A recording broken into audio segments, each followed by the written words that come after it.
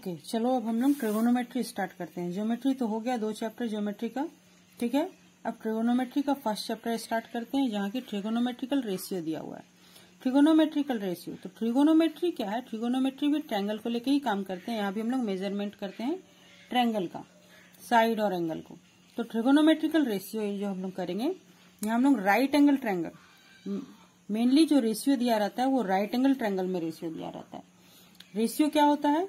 Ratio एक side से दूसरे साइड के बीच में एक रेशियो है और उसका नाम दिया गया है। तो ट्रायंगल में 3 साइड होते हैं, जानते ही हो, 3 साइड से मिलकर ट्रायंगल बनता है। लेकिन जब हम लोग राइट एंगल ट्रायंगल की बात करते हैं, तो राइट एंगल ट्रायंगल में एक परपेंडिकुलर होता है और एक बेस होता है ना। और राइट एंगल के सामने वाला साइड को हम लोग हाइपोटेनस बोलते हैं।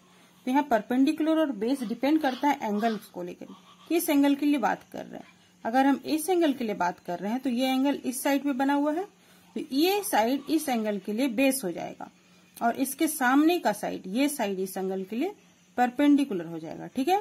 और हाइपोटेनियस तो है, राइट एंगल के सामने का साइड है ही।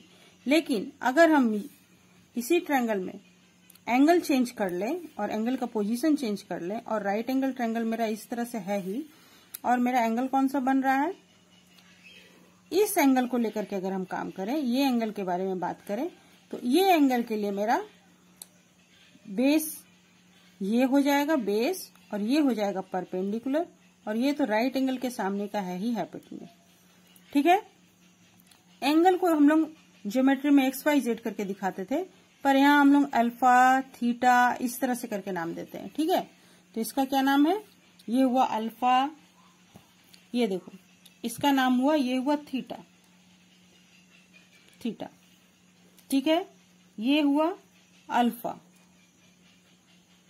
ये हुआ अल्फा, इस तरह से लिखते हैं। ये हुआ बीटा, बी में थोड़ा सा और अगर बड़ा कर लिए तो ये हो गया बीटा, ठीक है। और उसके बाद हो जा रहा है, ये ऐसे करके काट देते हैं तो इसका नाम हो जाता है फाई, और एक ये गामा लिख लो, ऐसे रहता है, ये होता है गामा, ठीक है। और इस तरह से बहुत सारे नाम हैं। और यहाँ पे रेशियो, जो रेशियो है, अगर हम P और H के बीच में रेशियो निकालते हैं तो अलग अलग नाम दिया गया है। P परपेंडिकुलर और हाइपोटेन्यूज के बीच में अगर रेशियो है तो इसका नाम हम लोग दिए हैं साइन। क्या नाम दिए हैं? साइन नाम दिए हैं। ये साइन होता है परपेंडिकुलर बाय हाइपोटेन्यूज, ठीक है। और इसका शॉर्ट फॉर्म में हम लोग नाम लिखते हैं साइन, सिर्फ SIN लिख देते हैं।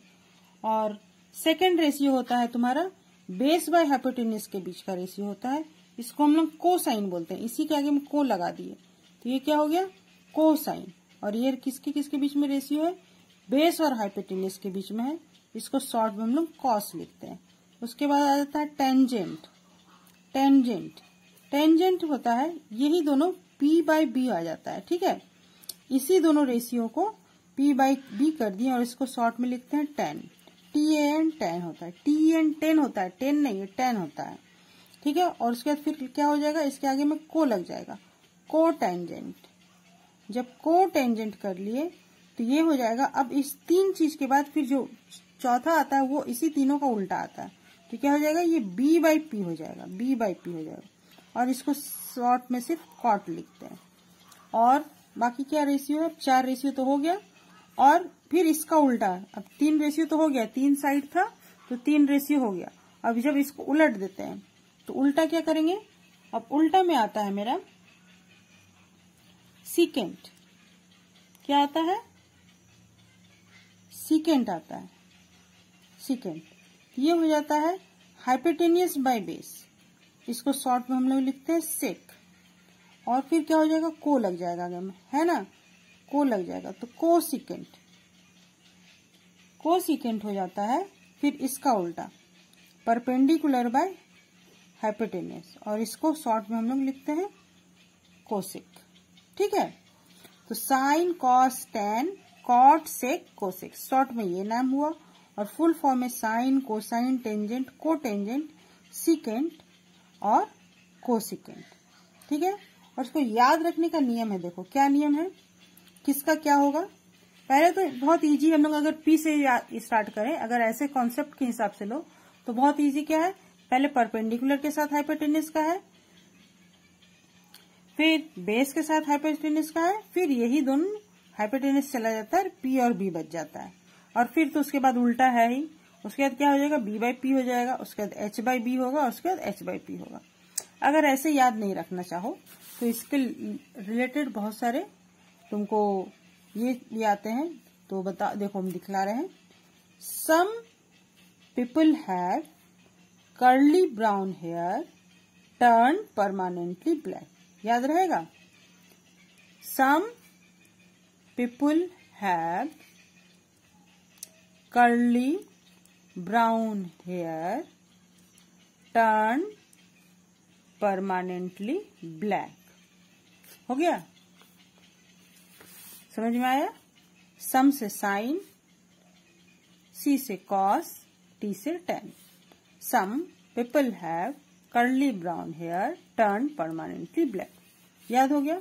अब यहां से देखो कुछ और फॉर्मूला निकल के आ रहा है। क्या निकल के आ रहा है, देखो साइन इक्वल हमारा क्या हो रहा है, परपेंडिकुलर बाय हाइपोटेन्यूस, है ना। और कॉस क्या हो रहा है, कॉस हो रहा है बेस बाय हाइपोटेन्यूस। और जब इस दोनों को डिवाइड कर देंगे तो क्या हो जाएगा, साइन बाय कॉस अगर करें तो क्या हो जाएगा, P by H divided by B by H equal to P by H into H by B होगा। तो ये एच एच कैंसिल हो गया, तो क्या बच गया, पी बाय बी। और इसको हम लोग पी बाई बी जब आ गया तो किसका मतलब क्या हो गया, ये टेन हो गया ना।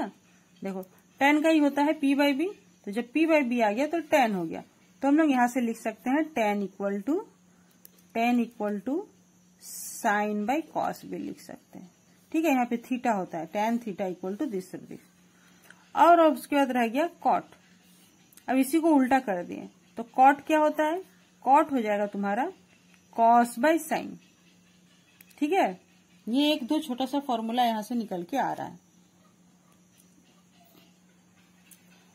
और देखो और क्या फॉर्मूला हो सकता है, साइन का उल्टा कॉसेक है ना, पी बाय एच है, ये पी बाय एच लिख दिए, ये एच बाई पी होगा, ये क्या होगा, एच बाई पी होगा। हाँ जैसे ये एच बाई बी हुआ, ये एच बाई पी होगा। तो साइन का उल्टा क्या आ रहा है, कॉसेक आ रहा है। देखो साइन का उल्टा कॉसेक होता है, कॉस का उल्टा सेक होता है, और टेन का उल्टा कॉट होता है। तो क्या हो जाएगा, देखो उल्टा है ना, तो साइन इक्वल टू हम लोग क्या लिख सकते हैं, साइन इक्वल टू लिख सकते हैं 1 बाय कॉसेक, ठीक है। और कॉस इक्वल टू क्या लिख सकते हैं, 1 बाय सेक। और टेन इक्वल टू क्या लिख सकते हैं, टेन इक्वल टू लिख सकते हैं 1 बाय कॉट। ये भी एक छोटा सा फॉर्मूला है।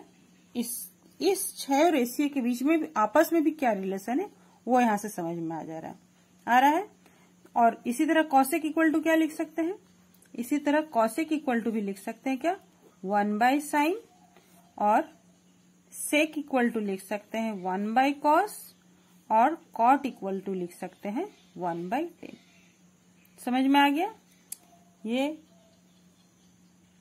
आराम से किया जा सकता है। इसके बाद अगर ये याद हो गया तो ये क्षय रिलेशन, ये रिलेशन है तुम्हारे साइड्स के बीच में, साइड्स के बीच में क्षय रिलेशन हुआ, और क्षय और रिलेशन के बीच में भी आपस में कुछ कुछ रिलेशन है, इसको लेकर के हो गया। तो अब हम लोग एक्सरसाइज स्टार्ट करते हैं, है ना। पहला है एक्सरसाइज 22A। यहाँ पे सवाल बनाने का कुछ नियम है वो देख ले। तो पहला क्वेश्चन में क्या दिया हुआ है, एक राइट एंगल ट्रायंगल दिया हुआ है। क्या बोले हैं, ट्रिगोनोमेट्रिकल रेशियो यूज करते हैं हम लोग ओनली राइट एंगल ट्रायंगल में, जहाँ की परपेंडिकुलर, हाइपोटेन्यूस और बेस हो, ठीक है। तो ये हम राइट एंगल ट्रायंगल बना लिए। यहाँ पे ये राइट एंगल दिया हुआ है, और ये ए बी और सी दिया हुआ है, ये 3 दिया हुआ है, ये 4 दिया हुआ है। यहाँ कहा क्या जा रहा है, यहाँ लिखा हुआ है तुम्हारा फ्रॉम द फॉलोइंग फिगर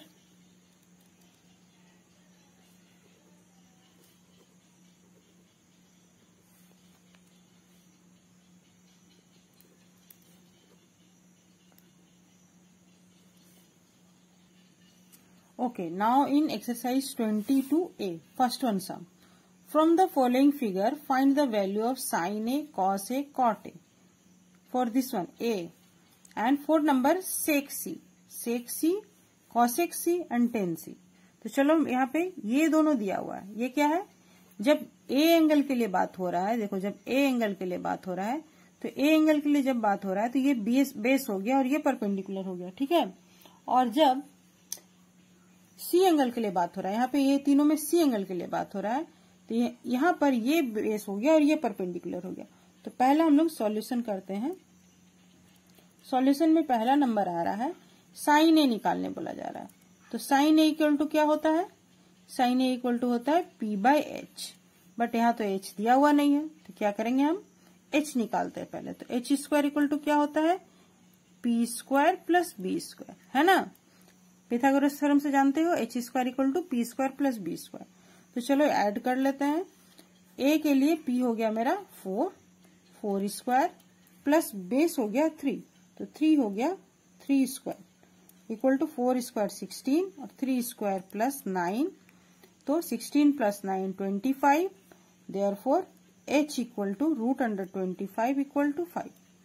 ठीक है, यहाँ पे यूनिट नहीं दिया हुआ कुछ, 5 है बस। तो साइन इक्वल टू क्या हो जाएगा, that means sine A equal to P by H. P है मेरा 4, तो 4/5, है ना, हो गया। अब दूसरा नंबर सवाल, दूसरा नंबर सवाल क्या है, दूसरा नंबर इसका है कॉस ए। कॉस ए निकालना है। तो कॉस ए इक्वल टू क्या होता है, बी बाई एच। एक देखो हम करके दिखा दे रहे हैं, एच तो निकल गया है मेरा, तो बी बाई एच क्या हो जाएगा, कॉस ए के लिए बोला जा रहा है बी बाई एच, तो 3/5 हो जाएगा, है ना। जब एच निकल गया तो बहुत ही इजी है उसके बाद। और तीसरा नंबर है कॉट ए निकालने बोला जा रहा है। तो कॉट ए क्या होता है, tan का उल्टा, tan होता है p बाई बी, तो ये होगा b by P. b by P हुआ तो ये क्या हो जाएगा, b कितना है, a एंगल के लिए, देखो a एंगल के लिए, a एंगल के लिए b कितना है, a एंगल के लिए b 3 है और p है 4। हो गया आंसर, ये तीनों आंसर हो गया 1 2 3। अब 4 5 6 करते हैं, चलो हम लोग 4 नंबर क्या है, सेक सी। सेक सी, सेक सी, सेक मतलब ये सी एंगल ले रहे, मतलब ये, इसके लिए बेस ये हो गया। तो पहले सेक इक्वल टू होता क्या है, सेक इक्वल टू होता है कॉस का उल्टा, 1/cos ना, तो ये होता है h by B. h by B होता है, h क्या निकला हम लोग का, h निकला है 5, और b सी एंगल के लिए, सी एंगल के लिए b मेरा देखो 4 हो जा रहा है, यहाँ पे बेस 4 हो जाएगा। इसके लिए बेस मेरा था 3, यहाँ पे a के लिए बेस 3 था, लेकिन c के लिए बेस 4 हो गया। ठीक है, ये यहाँ पे ध्यान रखने वाली बात है, कौन सा एंगल हम ले रहे हैं ये बहुत इंपॉर्टेंट है। 5 नंबर में है कॉसेक सी, फिर कॉसेक सी निकाल रहे हैं। कॉसेक क्या होता है, 1/sin, मतलब साइन का उल्टा। तो साइन था p बाई एच, तो ये क्या होगा, ये होगा h बाई पी, और ये h बाई पी क्या हो जाएगा, और p यहाँ पे हो गया 3। और 6 नंबर क्या आ गया, 6 नंबर आया tan c। tan c आया, तो ये क्या होगा, p बाई बी, और p बाई बी मतलब परपेंडिकुलर फॉर c, परपेंडिकुलर क्या हो गया 3/4। हो गया, समझ में आ गया, ओके। और फिर दूसरा नंबर सवाल करते हैं। Okay, now in number 2, from the following figure find the value of this one. यहाँ पे देखो हाइपोटेन्यूज दे दिया गया है, और कॉस बी के लिए जब बात किया जा रहा है, ये कॉस बी के लिए, तो यहाँ पे बेस दिया हुआ है, परपेंडिकुलर नहीं है। तो हम लोग जानते हैं hypotenuse square equal to P square plus B square. तो यहाँ से पी स्क्वायर क्या निकलेगा, ये मेरा पी मिसिंग है ना, पी नहीं दिया हुआ है, पी निकालना है। तो पी इक्वल टू क्या निकलेगा, H square minus B square. P square equal to H square means 17 square, और minus B square means 8 square. तो 17 स्क्वायर क्या हो जाएगा, 17 इंटू 17 करके देख लें कि आता है, नहीं आता है तो याद रखना ये सब। 7 7 जा 49, 9 4 इन हैंड, 7 1 जा 7 8 9 10 11, और फिर 17 कितना हो गया 289। 289 माइनस 8 8 जा 64, इतना तो आता होगा 64। माइनस करेंगे तो क्या होगा, 9 माइनस 4 5, 8 माइनस 6 2 और 2 225। पी स्क्वायर इक्वल टू 225 है, तो पी इक्वल टू क्या होगा, रूट अंडर 225।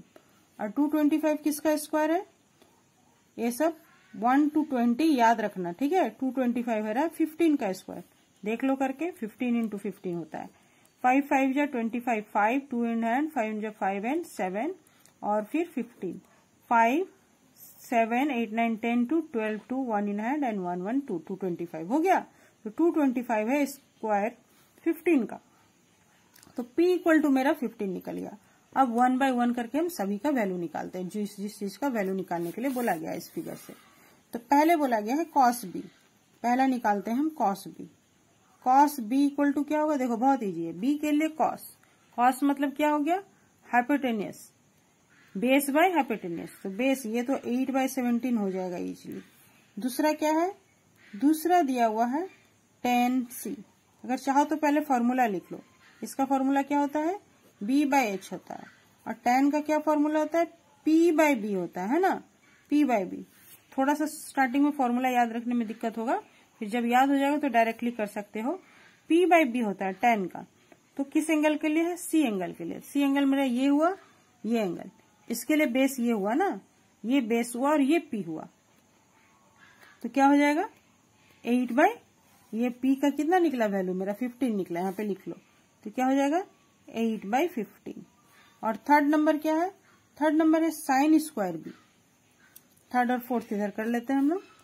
थर्ड नंबर है sine square B plus cos square B. तो पहले इसका वैल्यू बैठाते हैं, ठीक है, वैल्यू बैठा करके हम लोग कर लेंगे, आराम से कर लेंगे। पहले साइन का बी क्या हो जाएगा, साइन बी निकालते हैं और उसका स्क्वायर करते हैं, तो साइन बी क्या होगा,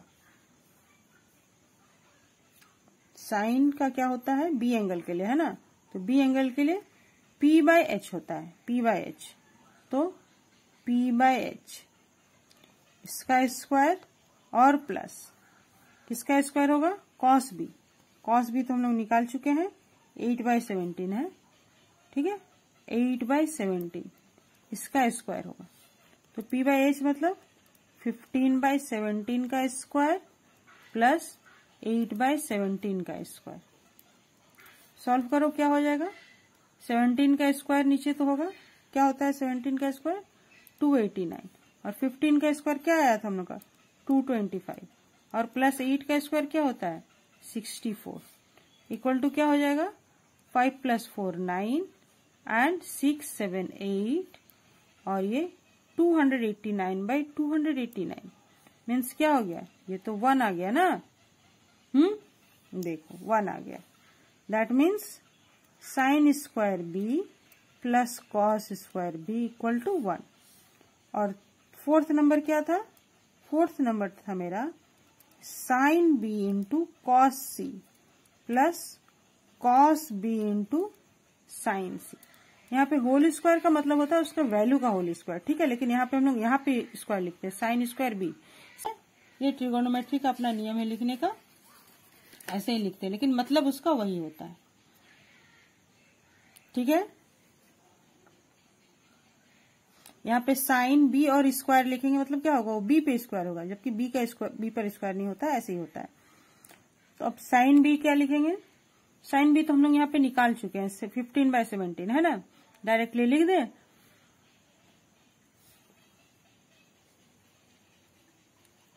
ये हो गया 15 बाय 17, और कॉस सी नहीं निकला है ना, कॉस सी, ये है कॉस सी, तो ये क्या हो जाएगा, कॉस सी नहीं निकला है, कॉस सी क्या हो जाएगा 15 बाय 17, ये भी 15 बाय 17 आ रहा है ना।